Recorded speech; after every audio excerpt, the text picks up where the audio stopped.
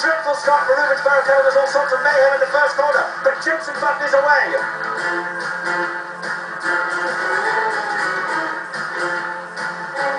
Safety car is out. Undrivable.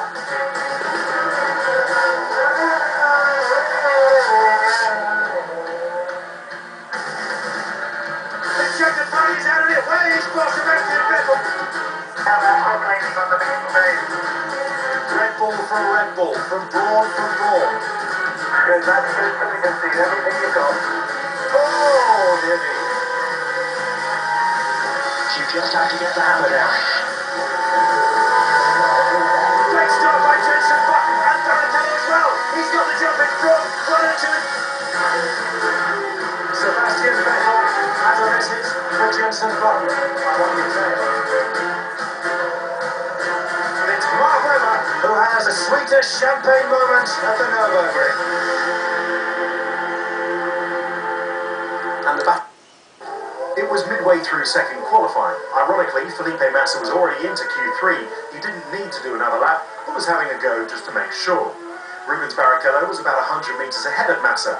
Barrichello was not through to Q3 at this point, so was winding up for a quick lap. As Barrichello came out of turn 3, parts of his rear suspension started to fall off the car.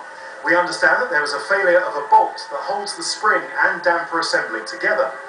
On the way up the hill, the spring fell off. Travelling at around 140 miles an hour and weighing about 1 kilo, the spring bounced along the track on the racing line. 3 seconds later, Felipe Massa drove right into the path of the spring. It hit Massa's crash helmet just above the left eye. The Ferrari was travelling at about 150 miles an hour. It's not known if Massa was knocked unconscious at this point. The brakes were partially locked up, but no inputs were going into the steering wheel, and Felipe was still on the throttle as the car was buried into the tyre wall. Massa was stabilised in the car. Pictures show his Schubert helmet remained structurally intact. The spring gouged a 4-inch groove out of the helmet's shell, the visor had become detached, and Felipe had a deep cut across his left eyebrow.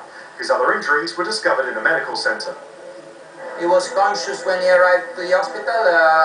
He went through medical checks, and the medical checks showed that he had a cut in the forehead, a bone damage on the skull in the region just above the left eye, and brain concussion.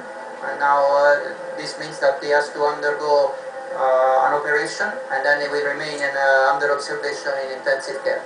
It's a fairly heavy object, probably 1.5 to 2 pounds a kilo, and obviously the speed you're doing, it's a serious impact.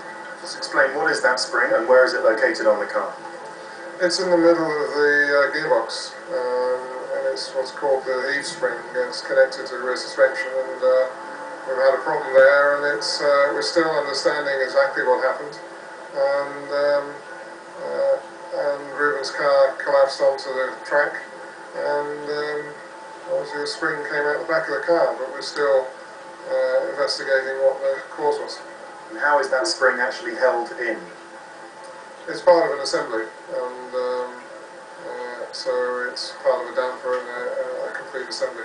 It's a component we've raced all season, and one that gets subjected to a lot of testing. So I say we're still investigating. I can't draw a conclusion yet, but obviously we'll need to be comfortable with the conclusions we draw before tomorrow's race. Has it ever happened before on the car? Yeah, it's the first occurrence. It's a pretty hard track here, but that's not an excuse, because cars are designed to race at all tracks.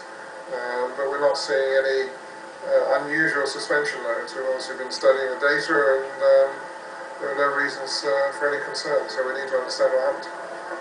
Surgery was described as successful, and Massa is stable in intensive care. Kimi Räikkönen will be Ferrari's only entry here in Hungary. As the temperature increased in Hungary, people looked for different ways of keeping cool. But on the track, F1 new boy Jaime Alguersuari was feeling the heat in his first ever qualifying session in Formula 1. Today he starts at the back of the grid. I mean, for sure I'm last. It's not nice to be last, but obviously I didn't expect more. My first weekend and my first mileage with the car. Force India were having their own race against time to fix Adrian Sutil's car after a big hit in practice. He made it out, but for only one run.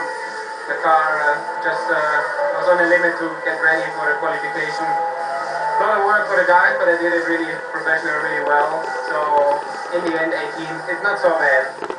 In Q2, eyebrows were initially raised at Rubens Barrichello's poor lap until his rear suspension failure came to light. The resulting freak accident with Felipe Massa meant a 20-minute delay until the start of Q3. It gave both the team and FIA officials the chance to check Barrichello's car and double-check for any weaknesses on Jensen's buttons. But that meant less time on track, and the Brit couldn't do as many laps as he'd hoped. We had more fuel on board because I didn't get to do my first running qualifying. So in one way it's good, because I've got quite a bit of fuel, but we're a long way back in the grid and also on the dirty side. It had been a much better weekend for the McLarens, with updates working well and Lewis Hamilton topping the practice timesheets.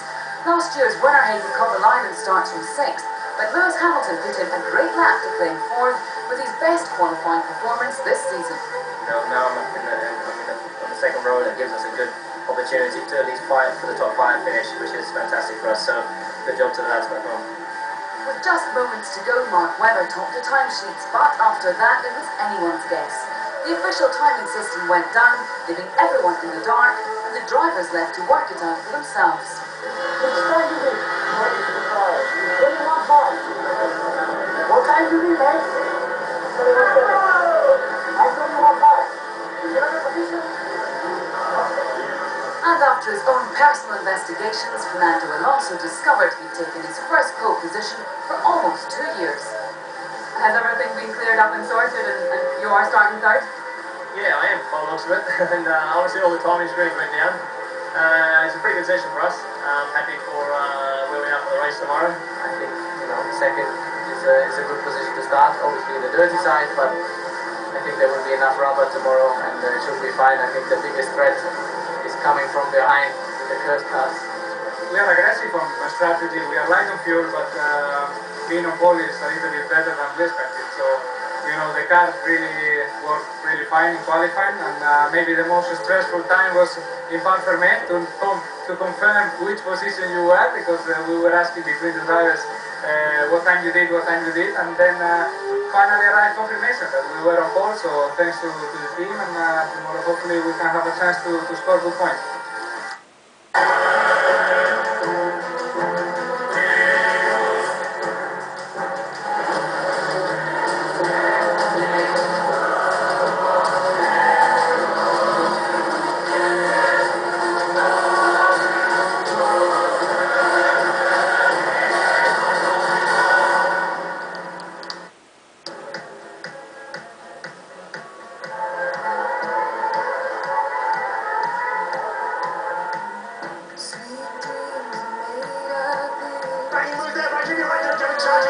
Alonso's there, Hamilton's got the inside track.